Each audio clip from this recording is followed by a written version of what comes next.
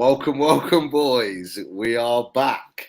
Loaded Mag special reaction to the Newcastle United Brentford game. And look, I'm alive.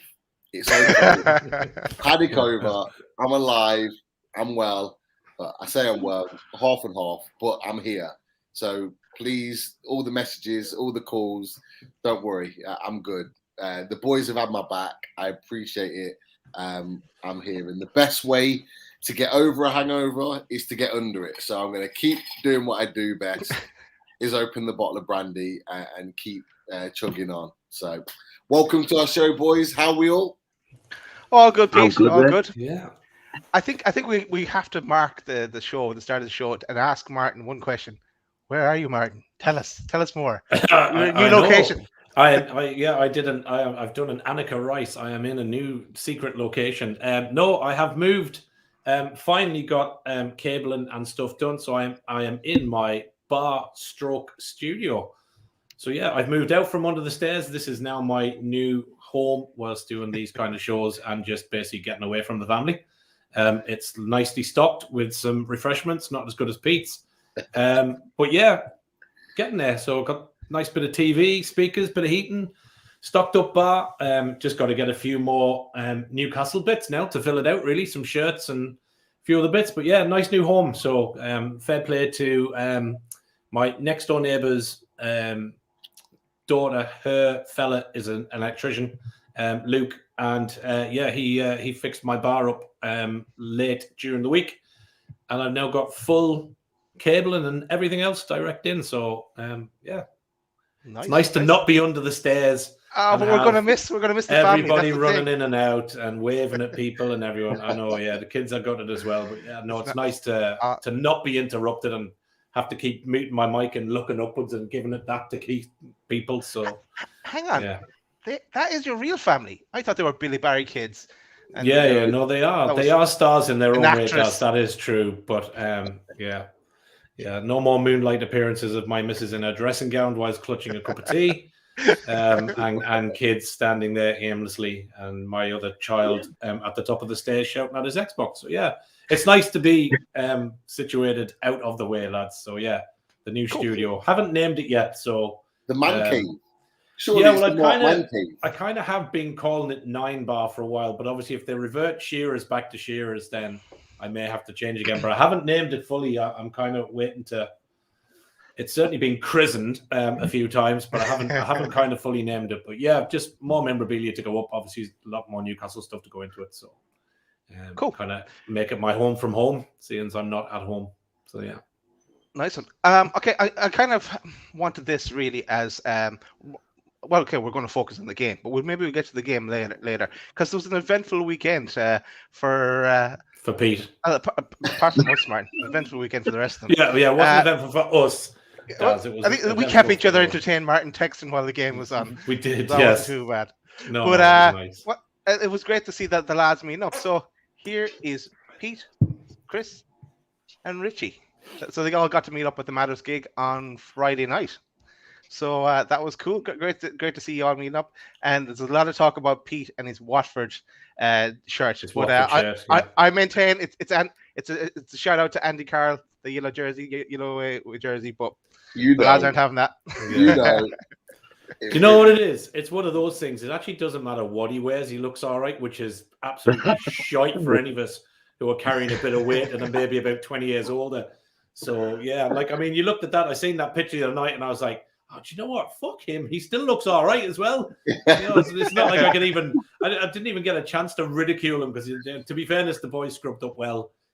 It's probably a good thing we weren't there, Daz, because we would have definitely taken the limelight off them. Yeah, anyway. we would have, man. The Irish. You know what the funny thing, Daz? You know what the funny thing was? I was standing at the bar behind what that picture was taken, and I was talking to Holly's dad, right? And I was like, I looked at me watch. I was like, where the hell's Pete? Because it was like we had to have last night. Then he just went, he's behind me. I'm like, how the fuck did I miss that bright bloody shirt? Well, that's what it was. I had to be because it was during the Gibbo Super Match talking, so I had to be really quiet and stealth my way in.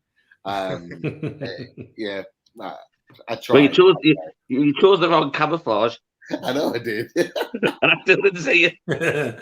Yeah. And we also must give a shout out to our biggest fan, and yeah, that's Bronwyn. But Bronwyn isn't our biggest fan. It's Bronwyn's dad is our biggest fan. So shout out to Legend. Bronwyn's dad, and I've heard great things from the boys on Bronwyn's dad. So great to have you with us.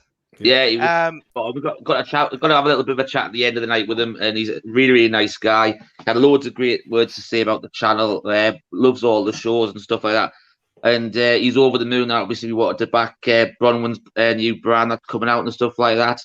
And yeah, he was really, really big this up. So all we can do is thank you very much for that. And we'll keep on doing what we're doing. And obviously, we'll keep plugging Bronwyn's new brand. And we'll just go forward from there. And maybe we should do it now because I would forget later. So yes, 1892. If you haven't done so already, get on to 1892united.com. Just stick in your email address. It all kicks off on the 1st of December.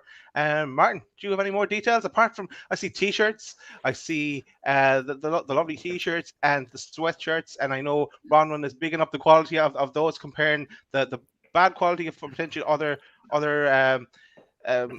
materials she could have used, but she's going for the more expensive, better quality. So that's good. But anything else you want to say, Martin? No, I think the interesting thing, if you just flick that picture back up, obviously hats are coming soon because Bronwyn's dad, I'm seeing there, is wearing a very fetching 1892 hat as well. So look, I mean, it's obviously from mine and Dad's perspective, we miss the Matters night. It's obviously between kids, work, and everything else, always not easy to travel, and it is times like that when you do miss meeting up with people and you miss home, certainly from my perspective, but good to see the lads repping Loaded and obviously catching up with Bronwyn. So yeah, I mean, you've probably seen her floating around on a few shows, but I suppose the good thing to say is Bronwyn is actually sponsoring the channel and in particular the Loaded Mag shows, and we're delighted to have her on board. Load of great stuff coming up. 1892 united.com. As Daz said, get on there, sign up. Everything kicks off 1st of December. She's got loads of good stuff. All the kind of, when she's been on, she is been taking suggestions from people for stuff. She's looking at gloves. She's looking at socks. She's looking at a whole load of different bits and pieces. So, we think it's a brand that's really, really going to take off. And Bronwyn is going to be on at least once a month with us, if not a bit more. And she's going to be not only promoting, but helping us do the giveaways and everything else. So just keep watching Loaded. Make sure you're subscribed. Join us if you want to as well and become a member. And a shout out there to Mike Gent. Can see he's joined us tonight. Exactly. Thanks very much for that, Mike. Thanks, Mike. Do appreciate it. And a couple of others that joined over the weekend. So yeah, Bronwyn, looking forward to having her on and delighted to have 1892 United as a sponsor of the channel. Can't wait. Yeah, another little bit of breaking news there, Dash. She has actually released the pictures of the new hoodies as well. They were on her Twitter today.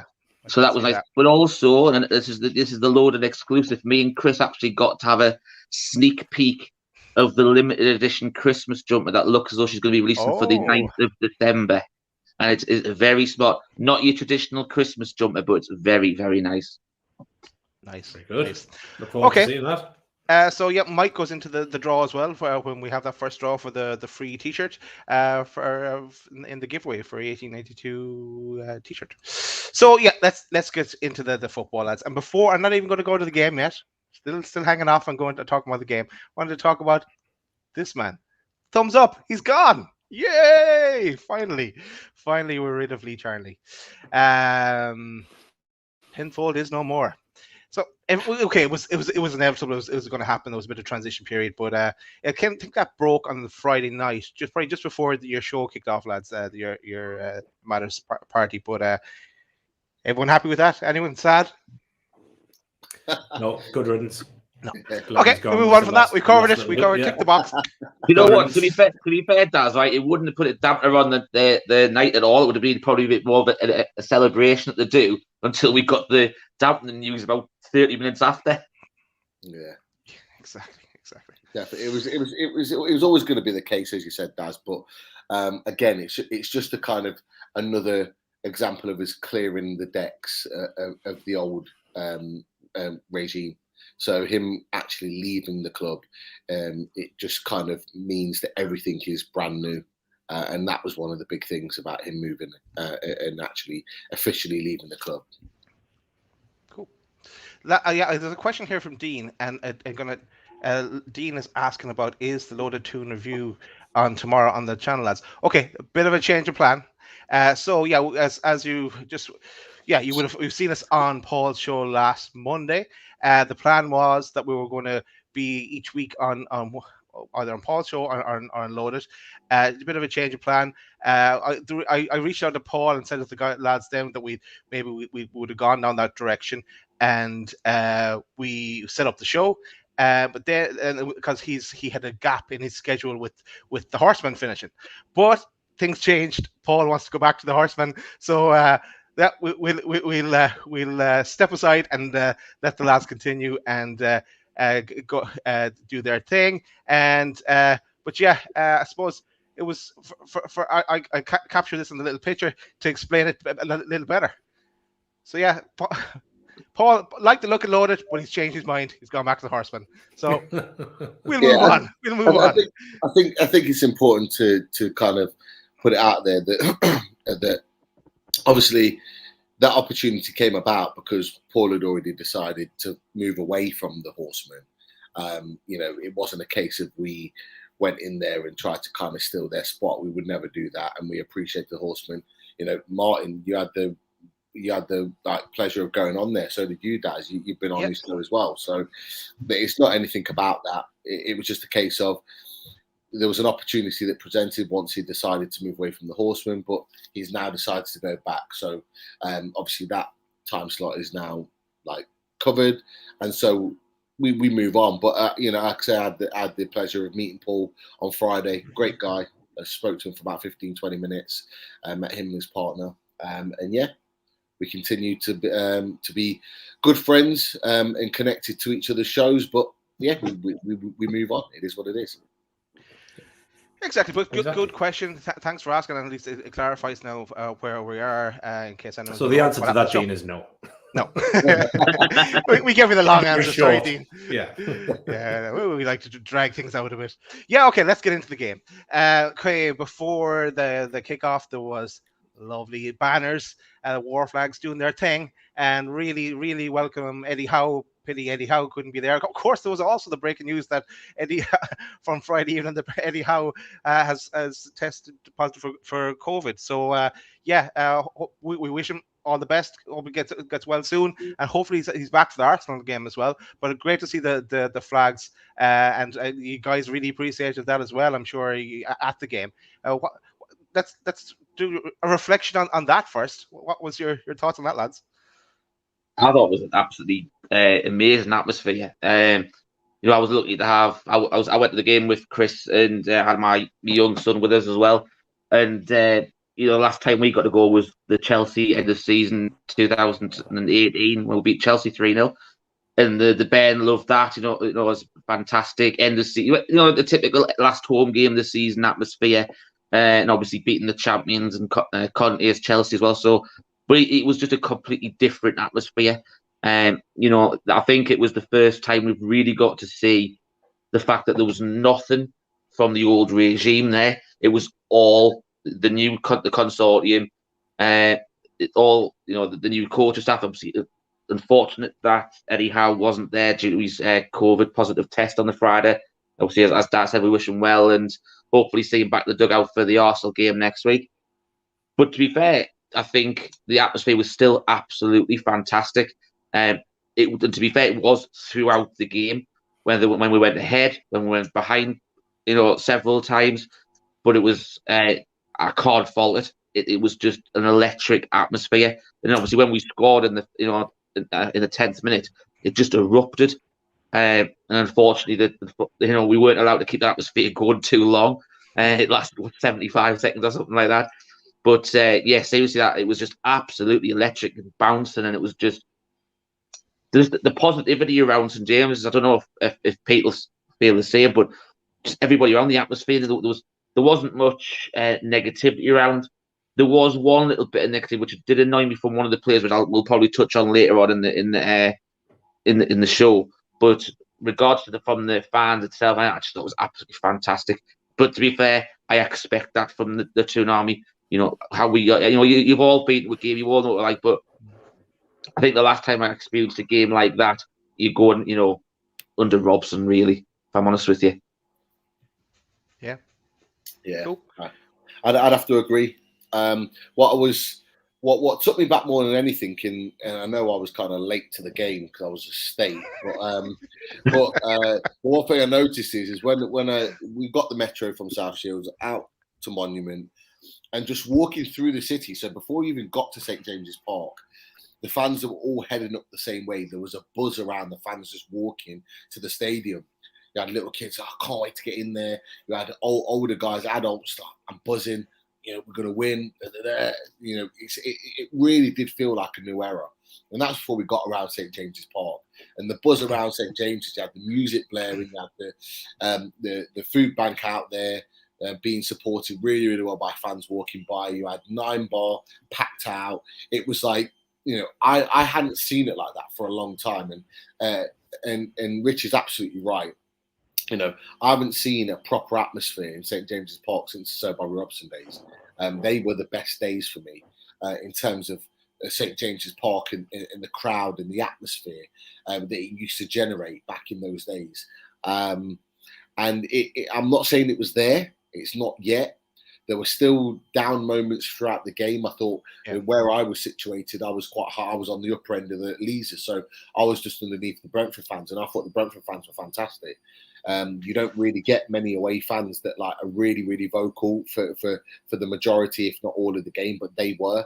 And to be fair, Pete, I think they pretty much sold out the whole allocation. The whole of that top tier was sold out because normally sometimes you get halfway across the leagues or whatever, but no, it was all the way along the top.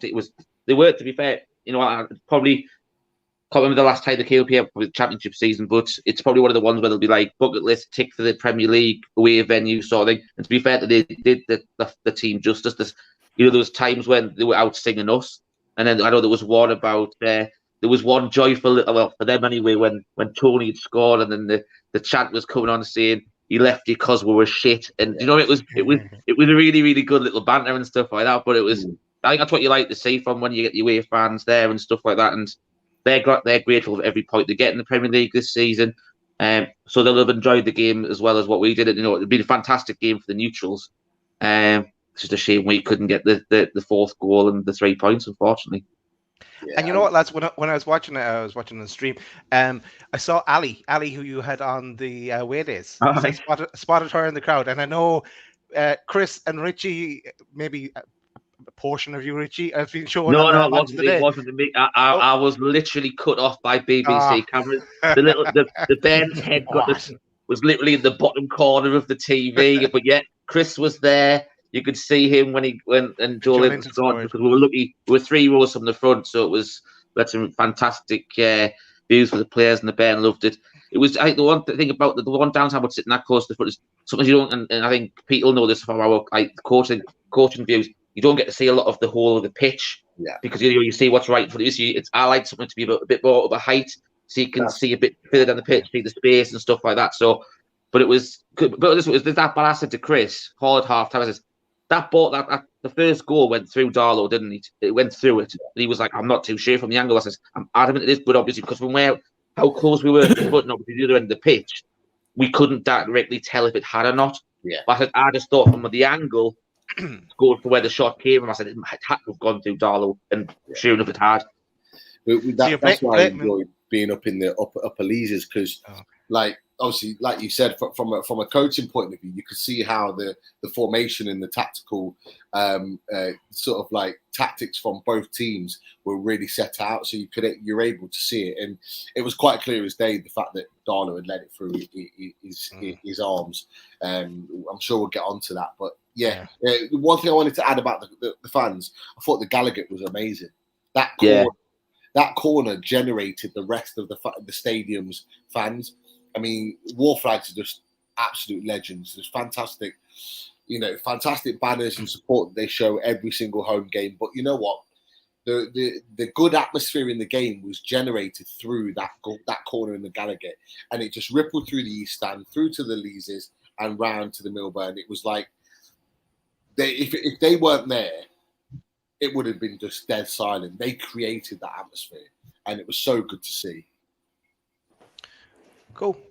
Richie, at least you probably blame Chris for the seeds, anyway.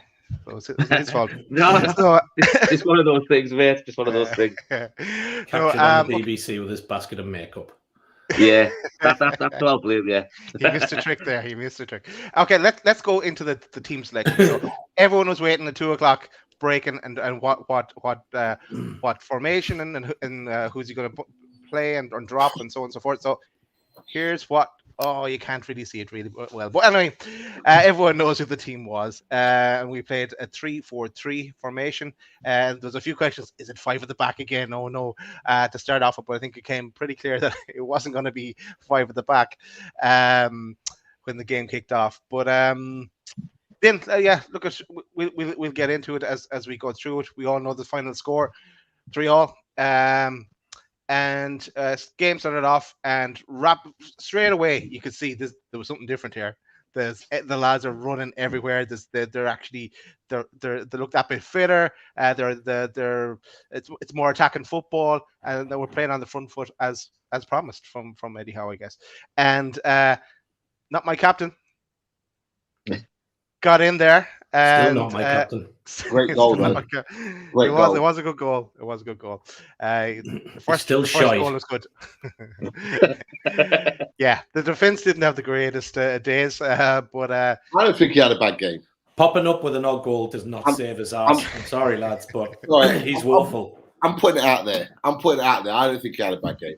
He's woeful, Pete. Sorry, he's not. No, he needs to be out of that team. Rapidly. I'm sorry. Listen, I think the bad thing is that I'll agree with Pete slightly on this, right? He was probably the best of the 3 centre halves, which didn't take much. Doesn't say a lot. In my opinion. Yeah, exactly. Yeah. I think Shaw. We we know Dad doesn't like Shaw. We know where he stands in him. But if Howe's wanting to play that, bringing the ball out from the back, you do need Shaw. But I think it was just complete rustiness. He's had no game time since August, and he just looked off he wasn't match fit, if that makes sense. Yeah, what's going on here? Yeah, Daz is glitching. Yeah, but, that back four needs to be Manquillo, Fernandez, Shaw, and Dummett if Dummett's fit. If not, Lewis for Dummett, and then Dubravka. If you play them, we don't concede. We certainly don't concede as many. That's if he's going to play 4 at the back. Because obviously, as soon as we saw the 3 centre backs yesterday, we automatically, when we were all walking up to the ground, it was me, Chris, Nath, and John from QTech. We were walking up and we saw the 3 centre backs named, and we just automatically presumed it was a back 5 again. And then obviously, as you go further through the team, there was the possibility it could be the 3-4-3. But I think it's because it wasn't a formation that Eddie Howe had really ever used before. Especially when me and Pete had done like the Eddie Howe handover and looking at stuff. He's always had a back 4 before. And to be fair, he did go to a black back 4 when he took Shaw off. Murphy went back in the right back, and then obviously Richie still on the left. So we were able to transition well. But to be fair, I actually watched it. The message was across to Richie on the far side within about 30 seconds of the substitution taking place, because we know what sort of communication to be like when there's been substitutions before in the past with the same squad of players. So that was something that they knew exactly what the game plan was straight away on that change. So there was no getting caught off guard here before or someone out of place. They knew what the plan was straight away. And to be fair, when I think that change where Fraser came on, I thought Fraser looked good. I don't know if people agree with on that, but I thought that part of the change. I don't think Longstaff had a good game when he came on, but I thought Fraser changed the game a bit. But that's from where I was looking in the leagues anyway. Longstaff was too slow. He wasn't at the pace of the game. Like those players that are paid 70 minutes or so, and they were still faster than him. He was just way too slow. I'd love to see him come good again, but how long are we going to wait as well? I don't think we're going to see the best of Longstaff. You won't see Longstaff. Longstaff's gone. Especially if we're going to play a team midfield, I don't think you're going to see him. I think he's going to go. I think it was very telling that he went with Shelby and Willock. And I think if he's going to play away from home, I think that's where Hayden's likely to come into the team rather than Sean Longstaff. But I just want to say on that defensive setup as a back three, if you watch the chances that we conceded, and we didn't concede many, particularly in that first half, they all came from Clark's left-hand side.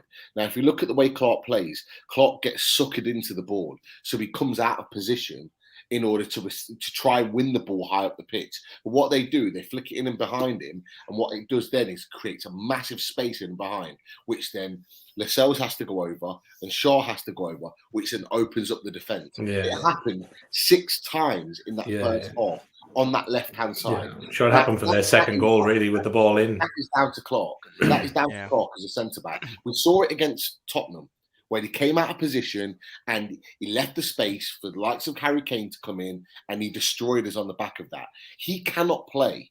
He cannot play in this team because he's shot. He's gone. He's finished. Fabian Shaw, although yes, he hasn't played from August, he didn't have that 2 weeks intense training that every other player did because he was on international duty. So I believe that Eddie Howe is a Shaw fan and will have him in that team 100%, but he just needs to get up to speed in terms of his fitness. And 2, I agree with what Daz said and Richie said. I thought Ryan Fraser was fantastic when he came on. But more importantly, not just about Ryan Fraser, I loved the fact that we had a manager, or even though he's in his hotel room, that was able to change tactically and still affect the game. So we went from a 3-4-3 to a 4-4-2 in a game to be able to push forward, to be able to try and get that third goal, that equaliser.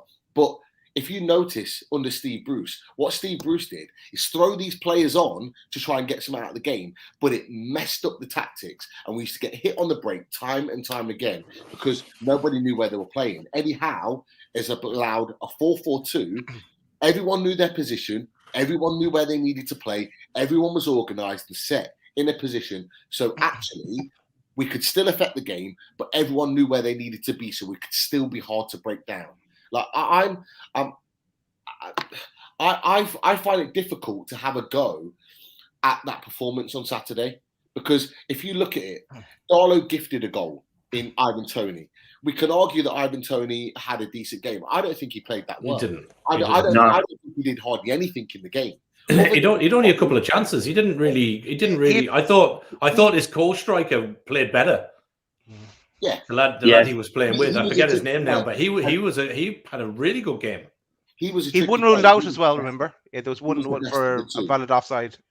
But I don't think he played that well. And actually, if you look on it in the base of the game, when did Darlow really have a save to make? He didn't have a save to make in the game. No, I don't think anyone's coming down on the I'm not coming down on the performance. I thought it was 100% better than what we've seen. And I think that the thing for me that I agree with you, Pete. It was great to see things change, staffing wise and tactically, but the plan didn't fall apart, and we didn't fall apart. But I think the more two things impressed me more than anything. One was statistically probably the most amount of shots, possession, holding the ball, passing, corners, tackles that Eddie Howe's team managed to surpass pretty much what Bruce's stats have been for an entire season in one game. So that to me was very pleasing. Shape of the team I thought was okay. I'll always have a dig at Lascelles, but I'd put Hayden in there before I'd put him there, and even that might work. But that's what people are saying in the chat as well. Yeah, I'd put Hayden in there in that 3, Fernandez, Schär, and Hayden as a 3 if he's going to play a 3. But that's just me. But the bigger thing for me, and the biggest thing out of all of it, was we didn't lose our fucking legs after 60 minutes and start blowing out of our backsides. We kept going for 94 minutes. Yeah. And that was a massive, massive difference. So if that's the effect that he can have in 10 days, then I'm not overly worried about the rest of the season. We'll pick up, we're five clearer leads. We got to pull that back. But I think we will win games. I think we'll sneak games that we don't expect us to win. Yeah. Because I think if that team plays with that same passion, the same tactical nous, the same effort, the same running, a bit more stronger defensively, Dubravka in goal, some astute buys and some real good, solid purchases in January, I think we do well. And if we don't and we go down, do you know what? We're still in safe hands. So I'm still not worried. Yeah, it's a different type of worry. You don't fear getting. No one wants to get relegated, but you don't fear it as much now. Because for me, it was always, oh, if you get relegated, the takeover won't get through, and the takeover is our future. We all know that. So if we do get relegated now, at least we still have our future. It may take us longer to get there, but you know, we still have something to look forward to, and it wouldn't be. I know no one wants it. It wouldn't be the worst thing in the world. We come up, we set that solid foundation. But we're going to get into that towards the end of the show about whether you think we will stay up. But let's stick with the game. And a few people mentioned in the chat. Big shout out, massive. I said it 5 minutes into the game. Okay, it was only Martin that was seeing my text because you guys weren't getting signal and you were at the game, but I was sending them anyway. But I was saying Joe Linton is on fire, and he continued. I was expecting him to do something stupid after that, but he was unreal. Because we have such a low opinion of what he's done so far, he was just amazing. I thought he was. I thought he was a man of the match for me. Oh, he was for me as well. Yeah. Definitely. By a He lot. was 9 out of 10. I tell you what, the first half, I thought he was an absolute beast. Seriously, everybody that was sat around us as well was saying exactly the same thing. His finish was a fantastic finish. But I tell you what, when he actually ran over, you could see that relief when he scored as well. But the crowd did as well, and I think everyone's been critical of it since he's been at the club, but you could just tell everybody was so pleased for him when he scored. That reaction, everybody was getting behind him, and it was really, really good to see. And whatever has gone on in training, to be fair, we've said this a few times, all of us, not just about Joe Linton, we're talking about Shaw, possibly Longstaff, and people who regressed under Bruce. What can Howe get out of these players? Selby had a pretty good game, I've got to be honest. I thought his distribution yesterday was exceptional. Some of the balls when he was spraying them around, and I think I don't know, that's just because he was playing a bit further forward. He wasn't deep, so he was able to control. He broke up. I think the stats yesterday. He broke up a good bit of play. He broke and he ran back. Yeah, interceptions in that one game he had in his last 3. So that his last 3 starts. So you can see what's getting implemented on the training ground, and how when the coaching staff's getting more out of these players. But Joe Linton, he was absolutely phenomenal. I thought Maxi had a good game as well. The only thing I think will let Maxi down for possibly pushing Big Joe for man of the match was first half. He just had that little bit of laziness at times when things weren't going his way. I think we saw it quite well where we were sat, and Chris, I know he's in chat. He'd probably back us up on this. Because obviously he was right in front of us that first half. It was. You see, if he lost the ball, he was whinging quite a lot, and he wasn't tracking back. And you could see a few of the players saying, "Look, come on, keep going, don't lose it, don't just lose your head straight away if it went down." So I think that was the only slight thing that was bad on Maxi's behalf yesterday. But apart from that, when he came out second half, his runs yesterday afternoon, seriously, that second half, I thought that carried the team forward, especially that last 15 minutes. Because I think when he scored the equaliser, I thought there was another goal coming. There was only going to be us going to score it, if I'm honest with you. Yeah. No, I agree. I agree. I've got to say, right, I know Richie's talked about Joe Linton. Best player on the pitch. The guy was unreal.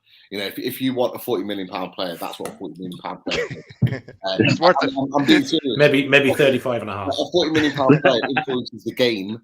Yeah, like Joe Linton does. I know it's only one game, but the way he galvanized the team when the team weren't really playing as the way in which they wanted to do. He made the difference.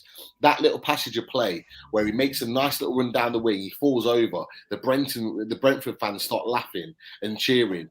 He gets back up, wins the ball back, has a little passage of play with Murphy, whips the cross in.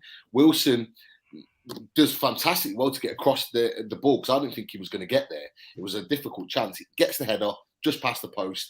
That was Joe Linton. Joe Linton raised the game. He raised everybody. He was fantastic. He was the best player on the pitch by a mile. Second for me, John Joe motherfucking Shelby. He was fucking brilliant yesterday. He was. He was absolutely brilliant. For me, he was the only one that could have beat Joe Linton for man of the match. That performance is the best performance he's played for Newcastle United since he's been at the club. He was unbelievable. That performance had Johan Cabaye written all over it. And it's not just because of his long-range passing. We know he can do that. But his ability to just keep the ball ticking, he just used the possession well. What I loved about John Joe Shelvey, and I know for a fact that Eddie Howe has spoken to him about this, is that he never played a backward pass in that 90 minutes. Every pass that was played was forward. Every pass that was played was with an attacking intent to get players moving forward. Everything was done. If he ever played a pass that wasn't forward, it was to the side, but it was to the side in order to get us moving forward. It was brilliant. It was absolutely brilliant. If we can get that guy doing that for 90 minutes every game, we are. He'll open up passes. And it wasn't just that as well. There were so many times that he tracked back, that his recovery runs. I was just going to say, Pete, that's the other massive thing for me from the midfield in particular. Probably Shelvey more so than any of the players on the pitch.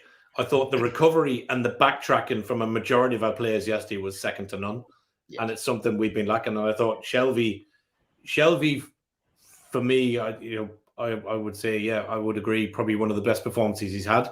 And I think what typified it was, I think there was a break of play, and I think he was close to our defensive line and managed to spray a ball wide left and set the play away while he was falling to the ground.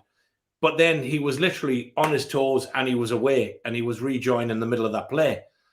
And I think 2 games ago, that wasn't there. And I suppose you got to just ask the question, if it's there now, why wasn't it there for the first 10 games of this season? But look, I suppose it is. You know what I think? I think that is more. I think that's down to belief.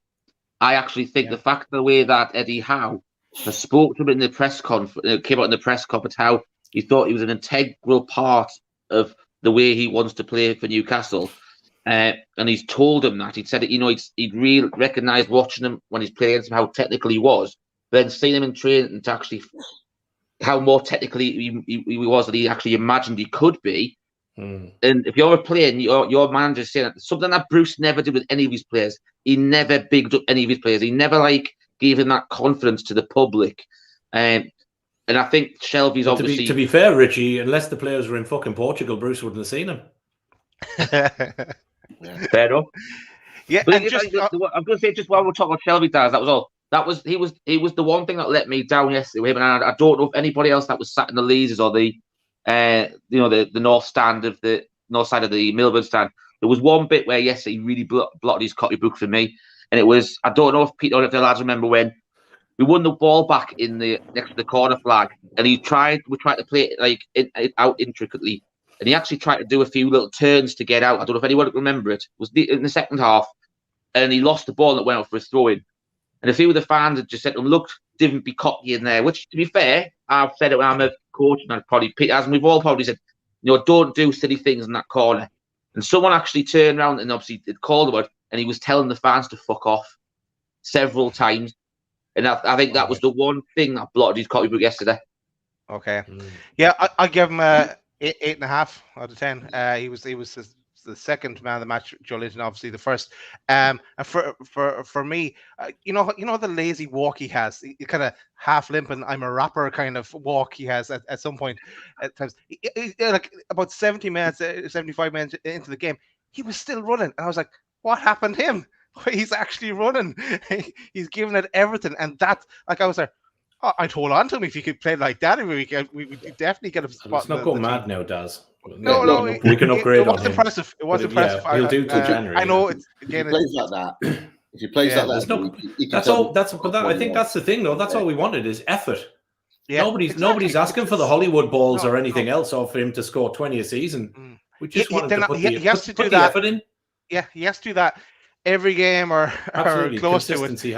So, but I want to go back to Chris's question, and I've deliberately missed it because it's a good question here. But I want to give my answer first. About deliberately missing questions, Daz. That's a touchy subject. Okay, it's Chris's question about Wilson, and I'm going to answer from my point of view. What I did, okay, we all knew Ivan Toney was going to score or do something in the game, but I said, maybe he won't. I'll drop him from my fantasy football team, bring in Wilson, make him captain, because at the time Eddie Howe was going to be there as well, and everything. I said, oh, Wilson's definitely going to score. Backfired on me. But yeah, what did you think of Wilson's performance, lads? Yeah, as Chris mentions, the header there early on. Yeah, it's unlucky. You know, I thought he might get a few more chances like that, but it didn't really happen. Pete, I'm going to go to you first because you love Wilson. So, what's your thoughts on his performance? I thought he played well. I thought he did the job that he was supposed to do. It's a great point that you make, Daz, with regards to his pressing. I think Chris has touched on it about his ability to press high. His pressing high was good because he had other players doing the same. So he's not just doing it on his own. So the fact that I saw sort of on 5 minutes and then I think on 10 or 12 minutes into the game, Wilson's pressing the ball, but then you see St. Maximin doing a 25-yard sprint, and I'm not just talking a jog, I'm talking a sprint out to the other defender, and then Joe Linton's making a sprint to the third man, and we're stopping them playing out. So then their keeper's like screwing the ball into the stands, and then it brings us right back up the pitch. That kind of thing is exactly what we need to see. But Wilson can't do it on his own. If he's a lone striker, he can't just be pressing a 3 or 4 man defense, because he presses one guy, they pass it to the next, and then he's running across. And that's why he gets injured, because having to do additional running that he doesn't necessarily need to be doing. I think Chris made the point about, and I think I've already touched on it, the headed chance. I thought it was a difficult opportunity. I thought he did well to get across his defender to get the head. I don't think it was as simple as what it made out, but it was very, very close. He had one cleared off the line by Ivan Toney that was unlucky on the turn. But the end, he didn't get many chances in front of goal, because unfortunately for this game, the chances fell to other players. Normally they do fall to him, but it's nice to see that we've got other players that can affect the game. Anna St. Maximin had chances. Joe Linton had chances. I think Jacob Murphy had a couple of chances. You know, other players in the team have had chances, so it's nice to spread that out, because I tell you what, the way we're playing right now, I've got no doubts that Callum Wilson will get at least 10 or 12 goals again this season, if not more. He get the chances. Yeah, he will get the chances now. And before we get on to Mike's question, because we are going to talk about who should go in for the Arsenal game, maybe we should just touch again on Maxi. But for Maxi, for me, I was kind of half expecting, wanting more from him again, because he's usually, it's all usually on his shoulders or on Wilson's shoulders. But I suppose because Joe Linton was playing so well and Shelby was playing so well, I said, "Come on, Maxi, do something more." And he did. He got us that goal to make it 3-3. So you can't fault him for that. And he was giving it everything. And towards the end there, he was hobbling around. You know, he was that's class for him. Daz had to crack in the shot, mind. It is. Yeah, not as good as your video of the start of the match, Richie, but close enough. Close of the war flags. But let's get into Mike's question then. And what would you change come for the Arsenal game? And I'll give you a clue. Maybe I can't do these both at the same time. That's what I changed. First off, Dubravka has to come in, no doubt. Darlow had a bad day at the office. Okay, last year when I was expecting Darlow to fuck up, I suppose, really, and that he really surprised me. And when Dubravka was back, I was there. I don't know. Would I take him out? Would I take Darlow out? But now, definitely, I would have started him. Everyone now would have said they would have started him. But because he played in the international game, so. Definitely, he has to come in. It's a no-brainer for the next day. Look, I think from a keeper's perspective, you've got to play your best keeper. You play your best players. So Dubravka has to be back in for me. Yeah, I completely agree. You've got an international keeper sitting on the bench. And I don't know if people agree with this, but I actually felt that Darlow was... One thing I saw, especially the second half, there was no communication between him and the back four. There was, you can normally hear a keeper barking orders and stuff like that. There was nothing of that coming from Darlow. I don't know whether it was just a complete lack of confidence because he lost his confidence when he made that error, and it was a blatant error for the first goal. He should have done so much better. You know, when Woodman made that mistake against Man United for when they went 2-1 up, he got hounded, and to be fair, Darlow deserves exactly the same, because it was even tighter angle than what Ronaldo's was.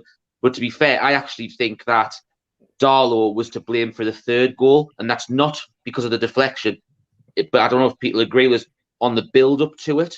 There was a ball played down the right-hand side, and Darlow should have been off his line and put it in the stands. Stumbled. And and I said this to Chris after the game, Darlow seems to be planted to his 6-yard line. Yeah. He doesn't like to venture out, and he's unsure. And there was that, he was lucky that he got to the ball and broke it up, but obviously it still led to the goal. And yes, we could have defended better. Onyeka wiggled his way through Shelby and Murphy. You think you could have defended better. Then obviously you had the unlucky deflection off Lascelles that put it towards the goal. But none of that would have happened if he'd just put the ball in the stand. If he'd be on his toes, out, bang, stand, gone. And he did it again about 5 minutes later down the other flank. And he literally got lucky again. And he stopped the ball going. Seriously, the best thing, and it's the first thing you do, Monday morning, you tell him what his mistakes are and tell him he's not playing on the Saturday. Dubravka has to be back in. Yeah. You cannot not have an international goalkeeper of that calibre. We look at last year when he came back in, when he was fit again last year, and everyone was going, "Oh, you need to bring him in." And he was staying by Darlow, and then Bruce made Darlow the scapegoat when he made the mistakes in the game that he made in. To be fair, Dubravka, as soon as he was fit, he should have been in. That we would have won that game yesterday with Dubravka in goal. 100%, 150%. Now, the situation that you talked about where it came to the third goal, I actually think, look, the goal went in. I think if you look at where the ball went into the net, it wasn't right into the corner. It was pretty much into the goal. Yeah, just to his right. Darlow should have saved it, but you're absolutely right, Richie, with regards to the build-up to that. In that build-up where he should have come off his line, that was the third time in the game that actually he hadn't come off his line when he didn't do, and he put additional pressure on his defence that he didn't need to. He then did it again straight after, which is what you've already alluded to. That was 4 times in the game that he's put his defence under needless pressure because he stayed on his line and he didn't come off his line and command his area. Dubravka comes out and collects that all day. And this is the thing. We can point fingers at the defence for conceding 3 goals. But actually, 2 of those goals are not the defence's mistakes. No. They are not the defence's mistakes. They're mistakes of the goalkeeper. And if the goalkeeper doesn't make those mistakes, we're sitting on 3 points right now, winning 3-1 in that game. Or even 2-1. It doesn't matter. But regardless, we win that game. And that's the frustration about it all. That goalkeeping performance from Darlow was one of the worst goalkeeping performances I've seen in a very, very long time. Worse than Freddie Woodman. And he does not deserve to be in the team. I get why he started. Dubravka didn't have the 2 weeks that he had under his training, of Eddie Howe's training and all the rest of it. I get it. I understand it. It's why Miggy Almiron didn't come on and play either. I understand that. But actually, we need to play our best goalkeeper, like Martin said. He's absolutely right. And I fully expect for Dubravka to be starting, not just on Saturday, for the remainder of this season. Yeah. And I actually think that's probably the last time that Darlow plays for this club. And you know what it should be? If we need to open up space in the squad in January, he would be the first one I would have out the door, even before Freddie Woodman. The guy is a championship goalkeeper at best that overplayed himself last season in the performances that he had. He's not going to play as good as he did in that spell last season, and that's it. He needs to move on. He's done. Yeah. I think the thing with yesterday is his decision making was awful. Yeah. Not coming when he should have come. I don't think his decision making. I think everything he did yesterday was awful. Not just his decision making, just everything. He did one great pass to ASM to set him off for ASM's goal. I think it was his pass to ASM to Fraser to ASM goal. So apart from that, he was awful. I have a question for Pete and Richie. Obviously, I watched the stream, but you guys were there. I didn't see that much of Joe Willock to a point where I'm sitting here listening to you lads, and I'm going, nobody's talking about Joe Willock. No, We've not mentioned No, I him. don't- I didn't hear him that many times get mentioned on the stream. I watched it back on Match of the Day last night and Goals again today on Sky. I didn't hear him get mentioned. He was quite anonymous to me. So I don't know. You lads were there live in St James's. Am I calling that wrong, or was No. Willock a bit of a bystander yesterday? I think he was. I think he was completely overshadowed by Shelby and Joe Linton around him, and then obviously Maxi the side of him. He completely was. I thought Richie didn't have a too bad a game. He was getting down the wing, putting balls in. Murphy, I thought, had meh. Do you know what I mean? If he was dropped for next week, I wouldn't be surprised either. I don't think Murphy had a decent game. If he's going to do something similar to that, you know what I mean? There's nothing to say that Fraser can't play that similar role to what Murphy played. If he's going to play 3-4-3, but you're right. I think he was put in there because he's probably the fittest lad in there to go alongside Shelby. I think he was put in there for his legs. You know, he might have done a bit of press and stuff like that, but he didn't do anything noticeably on the ball for me. I can't really remember breaking up much play yesterday. He did compared to the rest of the attacking players on the field. I think he was a complete bystander. And I completely agree with you, Mart. Okay. Yeah, there was a little bit of he had some decent passages of plays with Joe Linton and Jacob Murphy down that right hand side in the first half. He did okay, but it wasn't a wow performance. He was certainly better than Longstaff. Longstaff came on and actually made that midfield worse when he replaced him. But with Joe Willock, what I need to see from Joe Willock is what I saw at Watford. During the Watford game, when he got the ball, he drove forward. He took on men. He committed the defenders. He's either going to get through, or he's going to pick up a foul, or he's going to create a chance. He didn't do that at all. There was a couple of times where he got the ball on the edge of the box, and you thought, just drive it up, commit the defender in the box. If he's going to bring you down, it's a fucking penalty. Commit the defender, and he doesn't. He was kind of trying to keep it too simple, trying to find the easy pass or trying to find the cross. If I was him, you know, with the goal scoring record he had over the back end of last season, I'd be thinking, I'm in the box. I need to drive in here and try to work the goalkeeper. And, you know, look, I think it's clear that Eddie Howe can see something from him, because there were options that he could have had in that midfield. He could have had, you know, Hayden in there. We could have had Longstaff in there ahead of Willock. So he clearly has seen something in training that suggests that there's a player there. And maybe it will just take a little bit longer. Maybe we'll see the best of him against his former team. He does tend to play well against. So, and we've got to remember as well, Bruce was playing him the last 3 or 4 games with a toe that was messed up. He was having to take injections in his toe. I think now is the time where he's actually just starting to play with that bit of freedom without. I think he'd come good. I think he was just a little bit quiet. I agree with you. I want to see him. I want him to be that kind of busting midfielder that's. You know, you get it, and as you said, he turns and he runs and he's, you know, spraying left and right. So I think he kind of needs to be more central, just in behind that front pairing, or you know, if he's going to go 4-4-2, maybe that 10 role just in behind with Maxi one wide and, you know, and Martin, maybe Willock should use that. Was it a cream or something that you suggested to Chris when Chris had the sore toe? Maybe use a bit of that. Sort him out. We're saying definitely Dubravka. Anyone else? Who else would you change, so lads? Because we've kind of skirted around the answer, but are we changing anyone from the starting lineup? You're taking Clark out. You're putting out. 1000%. Clark doesn't play. It depends if he's going to play a 3 or a 4. If it's a 3, you take Clark out and put Hayden there. I'd rather have Hayden there than Clark. Yeah. If he's going with a 2, if he's going with a 4, then you're going Fernandez. For me, I'm going Fernandez, Shaw, Manquillo, and Dummett. That's my back 4.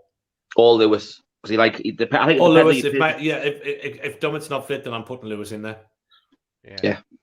Lewis was outstanding for Northern Ireland the other night. He was brilliant. I'm surprised he didn't get minutes, you know, on Saturday. I thought they would have brought him on. I was expecting to see him, but I think he will. He's a good player. Richie didn't have a bad game though. He was put a lot of good balls in, you know, and he was doing some good work with Maxi on the attacking side of things. So Perhaps that's why he thought not to bring Lewis on. I was surprised Murphy stayed on, if I'm honest. I don't think he had a good game, but if he's going to stick with a 3-4-3, I'd like to see Fraser plays that wide right, because every single time he got that ball in that space yesterday, he was looking to get that ball out of his feet and put it in, and he did it 3 or 4 times yesterday. And to be fair, I didn't actually realise how far out he was for the pass for Max's goal. Yeah, I thought he was very from where we were, wide. because obviously we're being the other end of the pitch and low down, you don't get a gauge on the distance. I didn't realise how far away from the 18-yard box he was. He looked as though he was further forward. But it was a hell of a ball. It was just one of those. It's like a centre forward's dream, just to be able to attack that sort of ball. It's in a horrible place for a defender. Yeah, I think the last time we saw that on a bit, like, for me, he used to cross like that on a regular basis when we used to have like Keith Gillespie on that right hand side, where he used to get that yard bang straight in. But it's a similar thing. I was literally just going to say. I mean, Pete, you and Richie both coach, but it's the old adage for any winger, left or right. You don't need to hit the byline and beat your player to get a good ball into that box. If you can whip that ball into a dangerous area and unsettle the defense, all you got to do is drop it into that nigh on that penalty spot and just in behind but away from the goalie, and you cause problems. 100%. I'd play him. Actually reminded me Solano more than Gillespie. Nobby did. I forgot about Nobby as well. Because Gillespie was the byline guy that got into the box, but Solano was the deep line crosser of the ball. A little bit like Beckham was. Beckham was the same. That deep line cross. Like, I was really, really impressed with Fraser. And I don't know if you're playing right wing back. To get him in the team, I'd definitely play him there because I think he's better than Jacob Murphy. In fact, I know he's better than Jacob Murphy. But you kind of lose a little bit of what Fraser's about because you want him in those attacks. I don't think you play him as a wing back. I think he's got to be an out and out winger. Yeah. He needs to be 20 yards up from that wing back position. Yeah, you can. Yeah. But again, we've talked about Fraser on the show. You know, he plays either that wide left or wide right, cutting inside for Scotland, and he does it extremely well with your pal from Southampton, Pete, with Big Shea, and they do link up well. They linked up very, they do link up well. So I would definitely be playing him further up the pitch. You know what, lad? I think if he does decide to go back to a 4 at the back, I think it's the prime example of what we were saying from all of last season. To go to like a 4-2-3-1, you can have, Shelby and whoever with him. And I think after especially watching Joe the way yesterday, I think I would have him in the number 10 role. I think he would just be fantastic in there, in and around. Have Fraser on the right and Maxi on the left with Wilson up front. I think that would be fantastic. Yeah, but you need that 3 to be able to get into the box. One of the big things that I seen on Saturday was we got players into the box every time we broke, and there was 3 to 4 to 5 players in that box when we broke, and to do that, I'm not sure that 4-2-3-1 works, Richie, as to who goes in and who stays back. If you look at Chelsea against Leicester, Chelsea play that extremely well because you've got one defender kind of staying way back.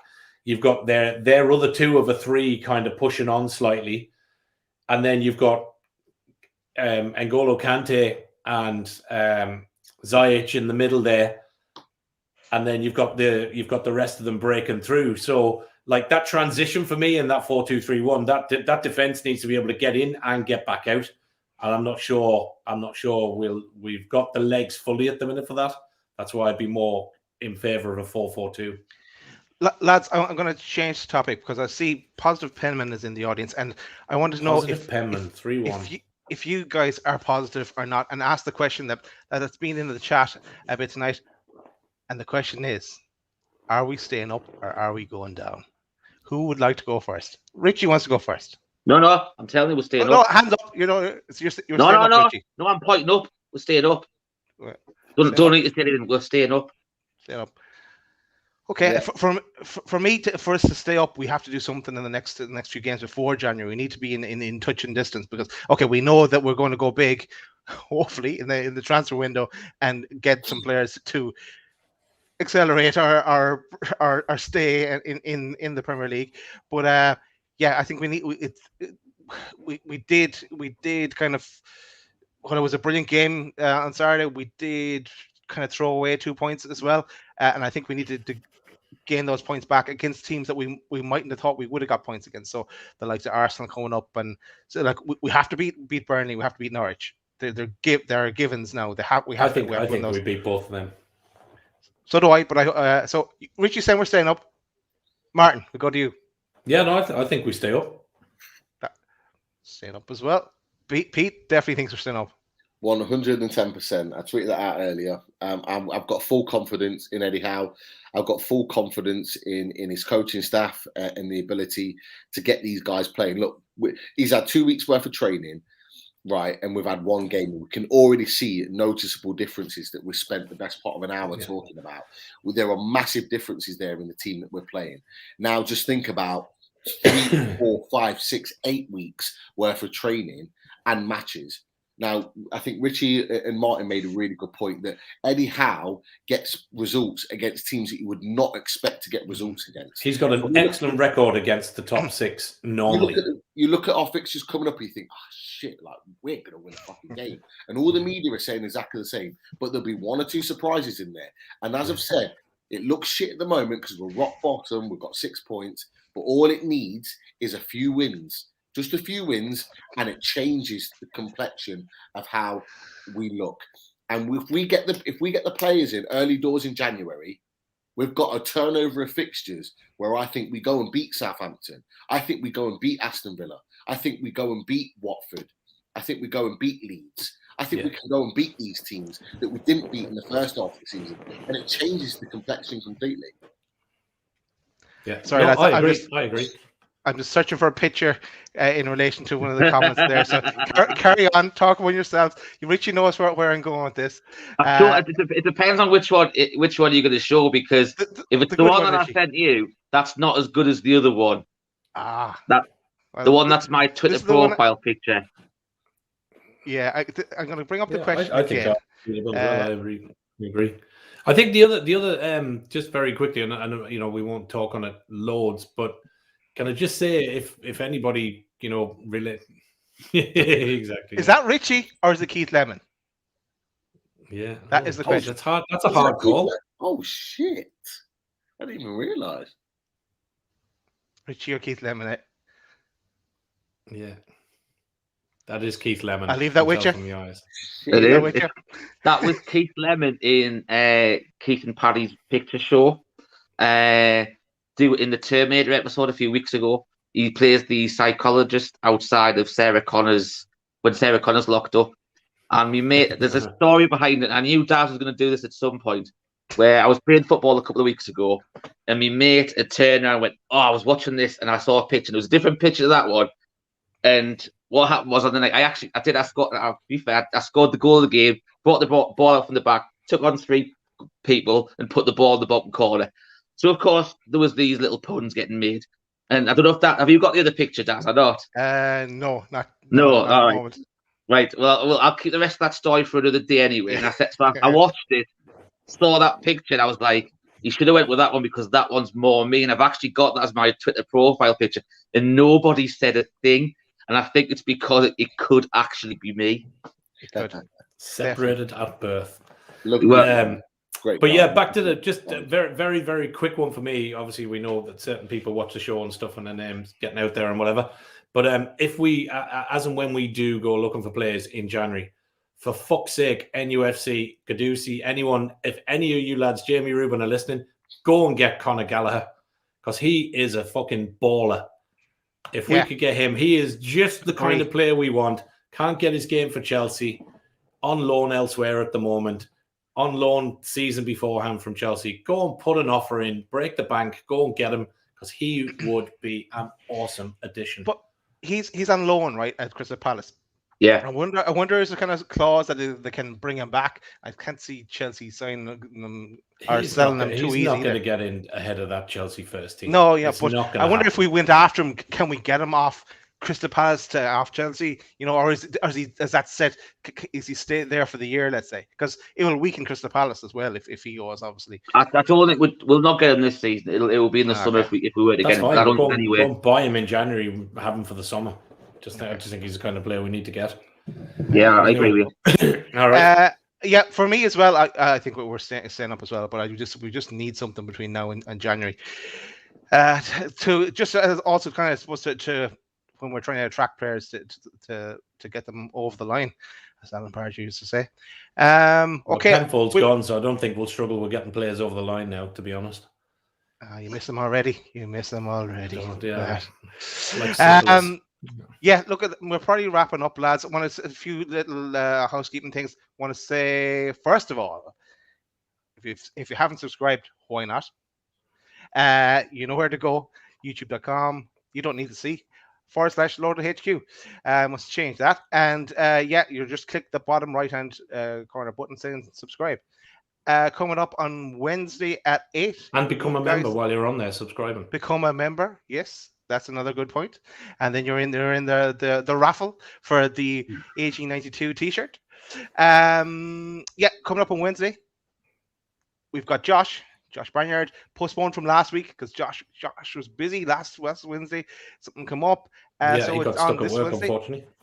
So that's coming up. Debatable whether we'll have a live line. If you want a live line, let us know. You come to us. Tell us you want to come on the live line. Because we're desperate for people to come on. We're not desperate, but we're looking for people to come on. We want you to join us. And if you have something to say, come on and say it with us. It could literally be anything about the game, like at the weekend, like we've been talking about tonight, or it could be the Arsenal game, or it could even be taken about how pissed Pete was on Friday night at the party or something like that. Or you know what I mean? It could be absolutely anything.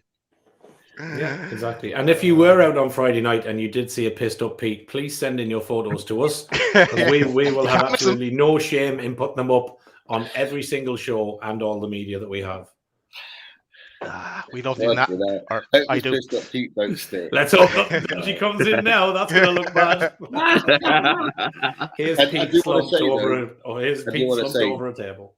Just before we wrap up, there's a guy in the chat, Brian Johnson. I had the pleasure of meeting him on Friday, and we had a good chat for quite a while. He is an absolute top guy. Absolutely outdressed everybody on the night. He did. Even you dressed to the nines. he was in impeccable form. And just a really, really nice guy to meet. Had a good chat with him. Bigged up the show and showed his support. He's in the chat again tonight. Absolute pleasure to meet him. And of course, Dave Harrison as well. Got to have a brief chat with him before we had to go. So again, just amazing to meet. Just great people, and just be able to put faces to names, obviously, because we interact so often with these guys in the chat, but it was just great to actually meet the guys in the flesh and have a bit of a chinwag. So absolutely spot on. Yeah, it was. I'll have to second that, because we got to meet like lovely people like Julie Baker. I know she's not there. She's on another quiz tonight. Her mysterious other half was there as well, and we had some good chats with them. And I think, and I mentioned this to Chris and to Pete before we went out on Friday night. It's amazing the amount of people that come up to you and say how great the show is, absolutely love us and stuff like that. And because they don't have the profile pictures on this, whatever, we were starting having conversation. You don't even know who the people are, and they know everything about you. And it's really, really nice when that you start to put those faces and names together. We could have probably continued talking about the channel for God knows how many hours after the do, because everybody was coming over and had loads of nice words. And I'll be fair to everyone that was there, they all said it wasn't the same without Martin and Daz there. And we've got to get you over somehow. We've got, even if when that does come, we're gonna have to do a Loaded live or something together. The five of us together. I was just sitting here thinking, you lads were talking, and everybody was there and everything else, and I was thinking, well, maybe next year it'll be a Loaded Christmas party. Why not? Why not? Hey, and load stock. You can combine it with load stock. There you go. Yeah. Blast in the past. Something like that could happen. I wasn't actually finished all the different shows coming up because I'm sure we're going to have an away days, an Arsenal away days probably on Thursday. I think we will.